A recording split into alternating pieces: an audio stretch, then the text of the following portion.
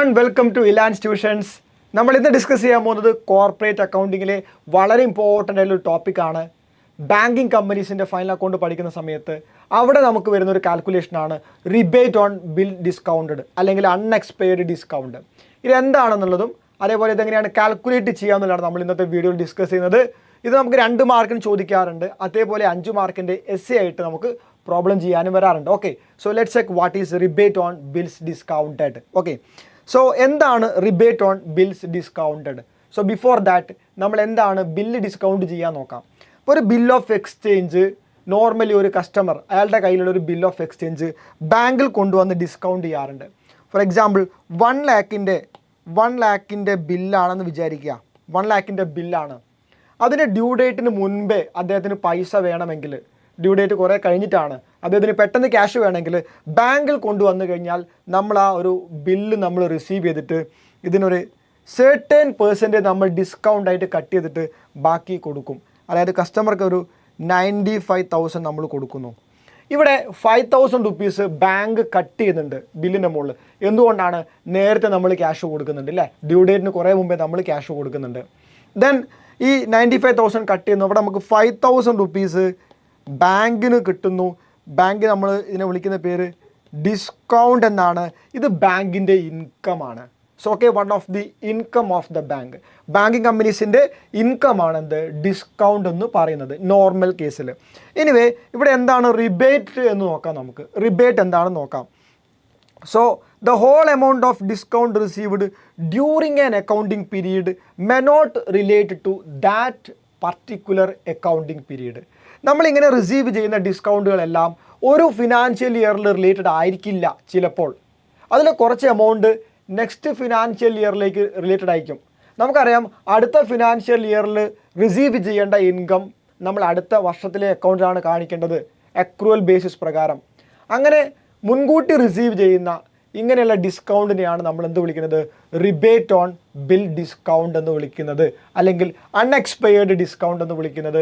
ഇതിൻ്റെ ഒരു ലോജിക്ക് എങ്ങനെയാണെന്ന് നോക്കാം നമുക്ക്. ഫോർ എക്സാമ്പിൾ നമുക്കറിയാം മാർച്ച് 31 നോർമലി ബാങ്കിൻ്റെ ബുക്ക് ക്ലോസ് ചെയ്യാറുണ്ട്. മാർച്ച് 31. ഓക്കെ, ഈ ഒരു കസ്റ്റമർ ഫെബ്രുവരി 1 ബില്ല് ഡിസ്കൗണ്ട് ചെയ്യുന്നു. ഫെബ്രുവരി 1 ബില്ല് ഡിസ്കൗണ്ട് ചെയ്യുന്നു. അതിൻ്റെ ഡ്യൂ ഡേറ്റ് എന്ന് പറയുന്നത് മാർച്ച്, ഏപ്രിൽ, മെയ് ആയിക്കോട്ടെ, മെയ് 30 ആണെന്ന് വിചാരിക്കുക. സോ ബില്ലിൻ്റെ ഡ്യൂ ഡേറ്റ് മെയ് 30 ആണ്. സോ ഫെബ്രുവരി 1 അദ്ദേഹം ബില്ല് ഡിസ്കൗണ്ട് ചെയ്യുന്നു നമ്മുടെ ബാങ്കിൽ. അപ്പോൾ നമ്മൾ അവിടെ ഒരു ഡിസ്കൗണ്ട് നമ്മൾ വാങ്ങിയിട്ടുണ്ടാവും. 1 ലാക്കിൻ്റെ ബില്ലാണെന്ന് വിചാരിക്കുക. 5,000 നമ്മൾ ഡിസ്കൗണ്ട് വാങ്ങിയിട്ടുണ്ടാവുമല്ലോ, ഡിസ്കൗണ്ട് എടുത്തിട്ടുണ്ടാവുമല്ലോ. ബാക്കി 95 കസ്റ്റമർ കൊടുക്കുന്നുള്ളൂ. എനിവേ ഈ ഒരു ഇൻകം എന്ന് പറയുന്നത് ഫെബ്രുവരി 1 മുതൽ മെയ് 30 വരെയുള്ള ഇൻകമാണ്. ഫെബ്രുവരി 1 തൊട്ടിട്ട് മെയ് 30 വരെ ഈ ഒരു പീരീഡിലുള്ള ഇൻകമാണെന്ത് ഈ ഡിസ്കൗണ്ട് എന്ന് പറയുന്നത് ആക്ച്വലി. ഓക്കെ, എന്നാൽ ഇതിനിടയിൽ ഒരു ഡേറ്റ് വരുന്നുണ്ട്, ദാറ്റ് ഈസ് മാർച്ച് 31.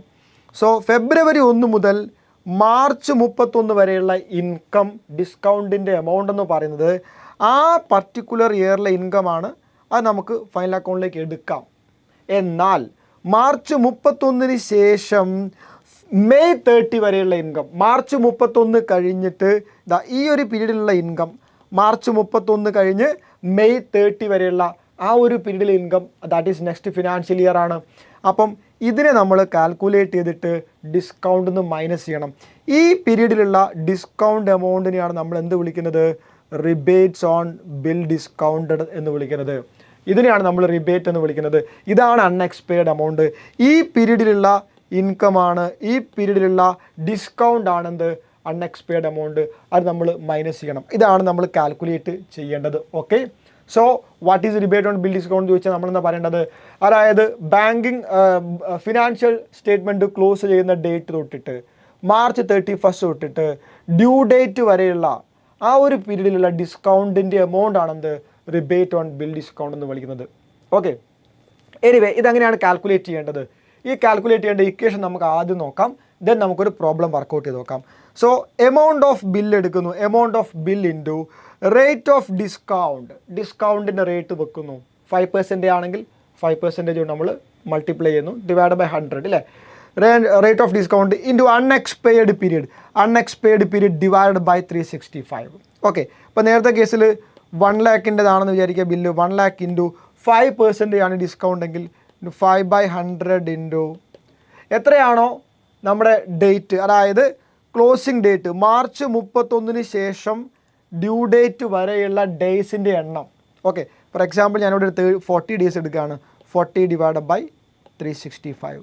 ഓക്കെ, അതായത് മാർച്ച് 31 മുതൽ മെയ് 30 വരെ. മെയ് 30 മീൻസ് മെയ് 30 നമുക്ക് എടുക്കേണ്ട ഇവിടെ എന്താണ് എക്സാക്റ്റ് പോയിൻ്റ് എഴുതാം. ദാറ്റ് ഈസ് മാർച്ച് 31 മുതൽ ഡ്യൂ ഡേറ്റ് വരെയുള്ള ദിവസങ്ങളുടെ എണ്ണം. അതാണ് നമ്മൾ അൺഎക്സ്പയർഡ് പീരീഡായിട്ട് കണക്കാക്കേണ്ടത്. ഈ അൺഎക്സ്പയർഡ് പീരീഡായിട്ട് കണക്കാക്കേണ്ടത്. ഓക്കെ, വളരെ സിമ്പിളായിട്ടുള്ള ഇക്വേഷനാണ്, ഓർത്ത് വെക്കുക. എളുപ്പത്തിൽ നമുക്ക് സ്കോർ ചെയ്യാൻ വേണ്ടി പറ്റും. നമുക്കൊരു പ്രോബ്ലം വർക്കൗട്ട് ചെയ്ത് വെക്കാം. Okay, so calculate rebate on bill discounted and pass necessary journal entry കൂടി നമുക്ക് വരുന്നുണ്ട്. എൻട്രി വളരെ സിമ്പിളാണ്, ഓർത്ത് വെക്കാൻ. Okay, entries from the following information of safety bank limited of year end 31st December 2020. ഇവിടെ ഒരു കാര്യം പ്രത്യേകം ശ്രദ്ധിക്കണം. ഡിസംബറിലാണ്, December 31st ആണ് ക്ലോസിംഗ് ഡേറ്റ്. December 31st ആണ് ക്ലോസിംഗ് ഡേറ്റ്. അപ്പം നമ്മൾ ബുക്ക് ക്ലോസ് ചെയ്യുന്ന ഡേറ്റ് ആയിട്ട് December 31st തന്നെ എടുക്കുക. December 31st മുതൽ ഡ്യൂ ഡേറ്റ് വരെയുള്ള നമ്പർ ഓഫ് ഡേയ്സ് ആണ് കാൽക്കുലേറ്റ് ചെയ്യേണ്ടത്. അതാണ് അൺഎക്സ്പയർഡ് പീരീഡ്. ചോദ്യത്തിൽ ക്ലോസിംഗ് ഡേറ്റ് ഡിസംബർ പറഞ്ഞാൽ നമ്മൾ ഡിസംബർ എടുത്ത് കണക്ക് ചെയ്യാം. ചോദ്യത്തിൽ മാർച്ച് 31 പറഞ്ഞെങ്കിൽ മാർച്ച് 31 എടുത്ത് കണക്ക് ചെയ്യാം.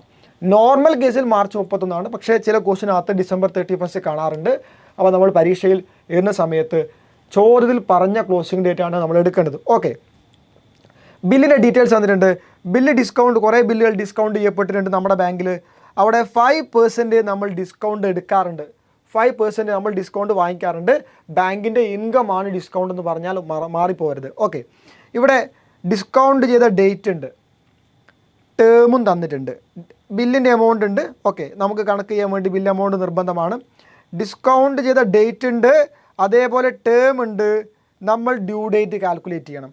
ഡ്യൂ ഡേറ്റ് നമ്മൾ കാൽക്കുലേറ്റ് ചെയ്യണം. അടാ ഡ്യൂ ഡേറ്റ് എങ്ങനെയാണ് ഡ്യൂ ഡേറ്റ് കാൽക്കുലേറ്റ് ചെയ്യേണ്ടത്? Very simple. നമ്മൾ ഡിസ്കൗണ്ട് ചെയ്ത ഡേറ്റ് തൊട്ടിട്ട് ടേം വെച്ച് കണക്കാക്കിയാൽ മതി. 3 മാസമാണെങ്കിൽ 3 മാസം എടുത്ത് വെക്കാം. ഓക്കെ, മന്ത് എണ്ണി 3 മാസം എടുത്ത് വെക്കാം. എന്നിട്ട് വരുന്ന ഡേറ്റ് ഏതാ നോക്കുക.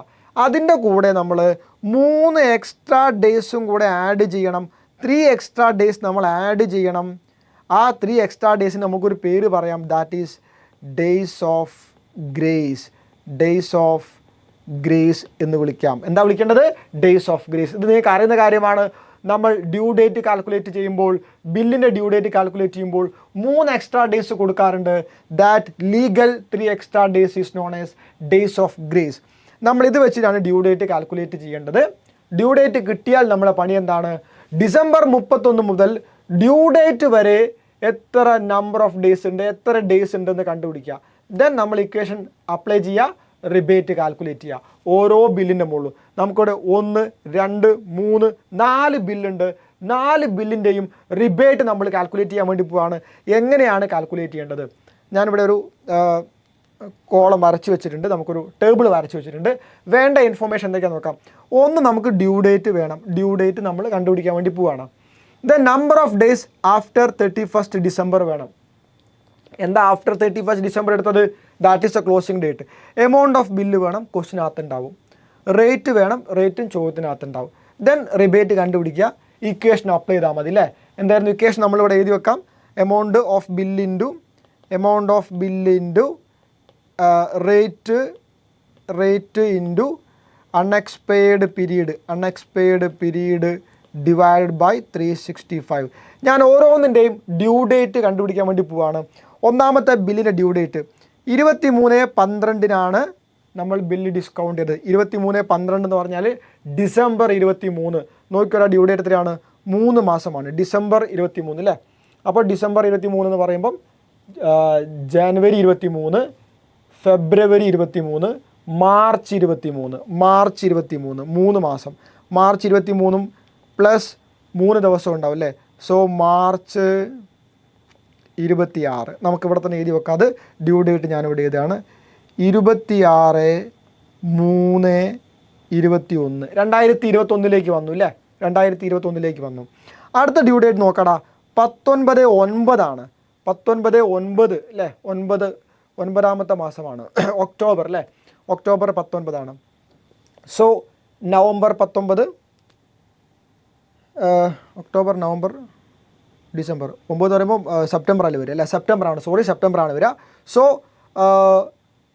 നോക്കാം നമുക്ക്, നവംബർ, ഒക്ടോബർ 19 വരും, നവംബർ 19 വന്നു, ഡിസംബർ 19, ജനുവരി 19 നമുക്ക് ഡേറ്റ് വരിക അല്ലേ.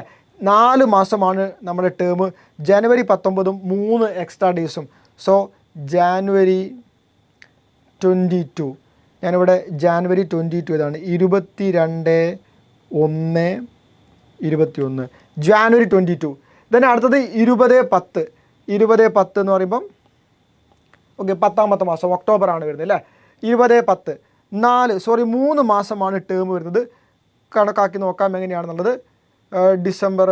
നവംബർ 20 വരും, November 20, December 20 and December 20, January 20, 3 മാസം. ജാനുവരി 20 3 എക്സ്ട്രാ ഡേയ്സും കൂടെ വന്നാൽ ജാനുവരി 23.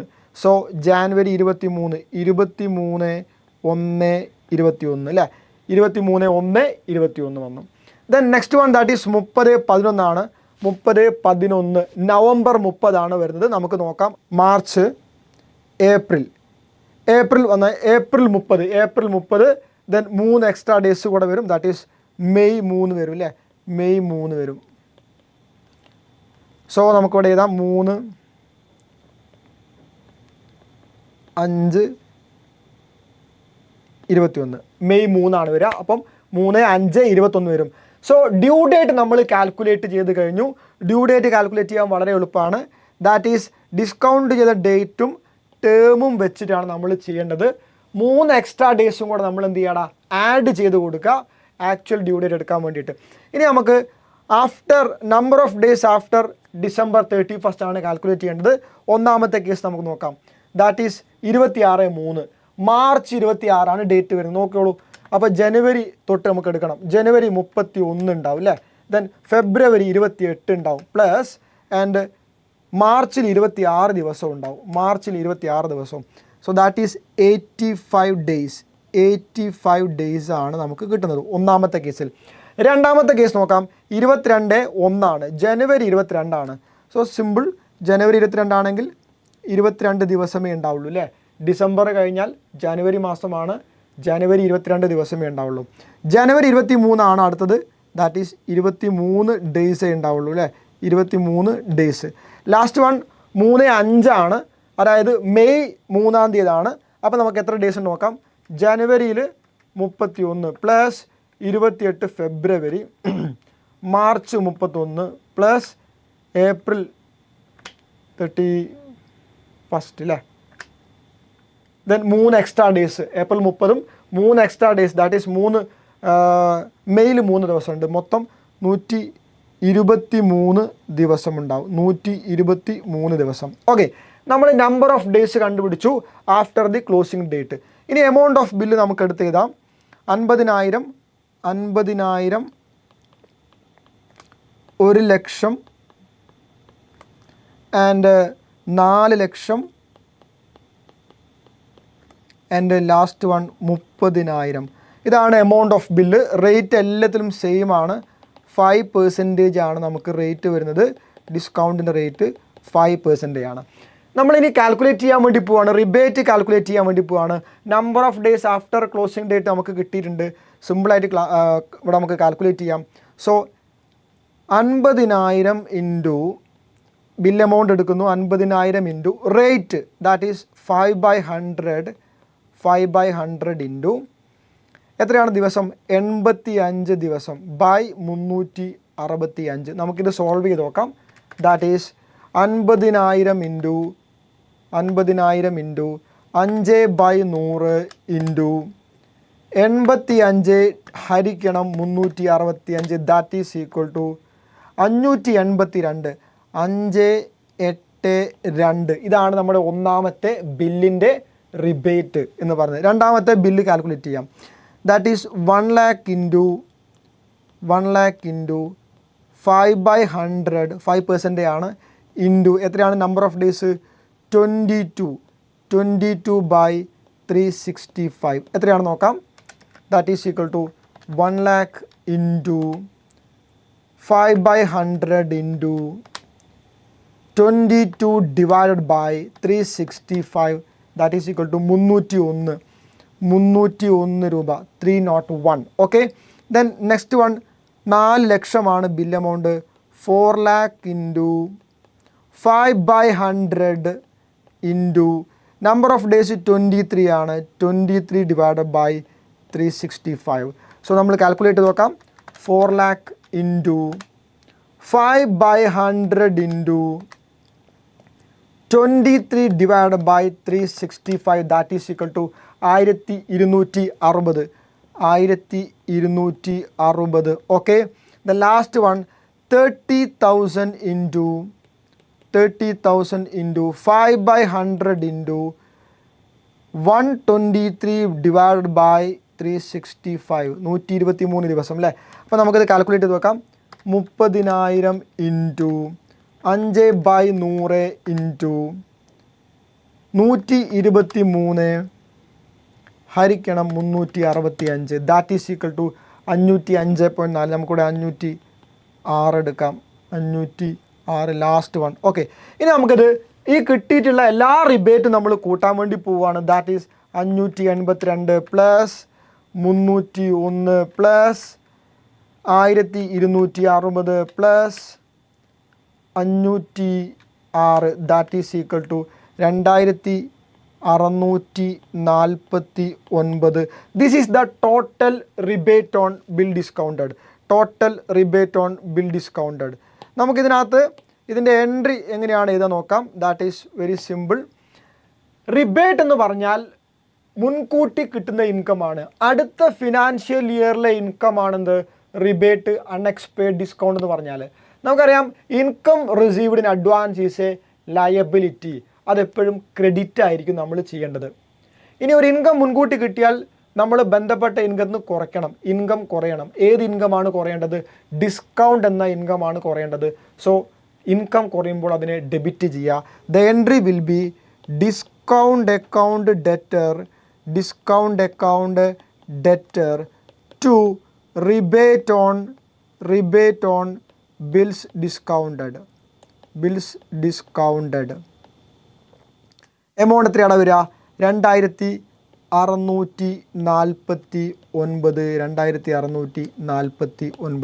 എൻട്രി കൂടി എഴുതിയാൽ നമുക്ക് 5 മാർക്ക് കൃത്യമായിട്ട് സ്കോർ ചെയ്യാം. So very simple. ഇവിടെ നമ്മൾ നമ്പർ ഓഫ് ഡേയ്സ് കാൽക്കുലേറ്റ് ചെയ്യുന്നതാണ് ശ്രദ്ധിക്കേണ്ടത്. ക്ലോസിംഗ് ഡേറ്റ് മുതൽ ഡ്യൂ ഡേറ്റ് വരെയുള്ള ആ എണ്ണമാണ് നമ്മൾ എടുക്കേണ്ടത്. മാസങ്ങൾ വെച്ച് കണക്ക് കൂട്ടി പോവുക. ഓക്കെ, സോ ഈ പ്രോബ്ലം ക്ലിയർ ആണെന്ന് വിചാരിക്കുന്നുണ്ട്. നിങ്ങൾക്ക് വേണ്ട ടോപ്പിക്, കോർപ്പറേറ്റ് അക്കൗണ്ടിങ്ങിൽ വേണ്ട ടോപ്പിക് നിങ്ങൾ കമൻറ്റ് ചെയ്യുക. നിങ്ങളുടെ അഭിപ്രായങ്ങൾ കമൻറ്റ് ചെയ്യുക. മാക്സിമം ഫ്രണ്ട്സിലേക്ക് ഷെയർ ചെയ്യുക. അപ്പോൾ മറ്റൊരു ടോപ്പിക്കുമായിട്ട് അടുത്ത വീഡിയോ കാണാം.